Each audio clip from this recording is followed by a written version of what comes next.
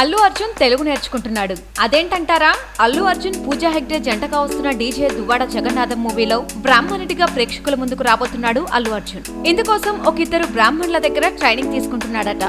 ఇక రిలీజ్ అయిన Allu Arjun first look getup చూస్తుంటే పక్కా బ్రాహ్మణుడి ఫ్యామిలీ చుట్టూ ఈ కథ ఉంటుందని సమాచారం. ఎన్టీఆర్ హీరోగా వచ్చిన అదుర్స్ కానీ, మంచు విష్ణు లక్కున్నోడు కానీ ఇలా మిగతా సినిమాల్లో బ్రాహ్మణుల మీద జోక్స్ రూపొందించి నవ్వుకునేట్లు చాలా సన్నివేశాలు రూపొందించారని, అయితే ఈ కథలో బ్రాహ్మణులని కించపరిచినట్లు ఏమాత్రం ఉన్నా న్యాయ పోరాటానికైనా సిద్ధమని బ్రాహ్మణుల వాదన.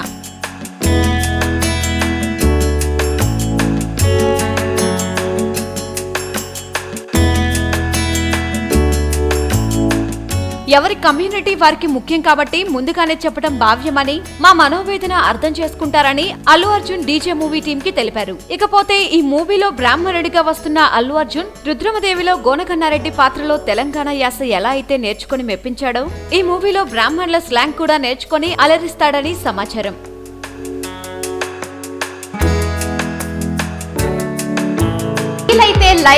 కుదిరితే కామెంట్ పెట్టండి. ఇలాంటి ఇంట్రెస్టింగ్ బ్రేకింగ్ బిగ్ న్యూస్ మాకు తెలిసిన వెంటనే మీకు తెలియజేస్తాం. దీనికి మీరు చేయవలసిందల్లా ఇక్కడ కనిపిస్తున్న సబ్స్క్రైబ్ బటన్ ని నొక్కి సబ్స్క్రైబ్ అవ్వండి.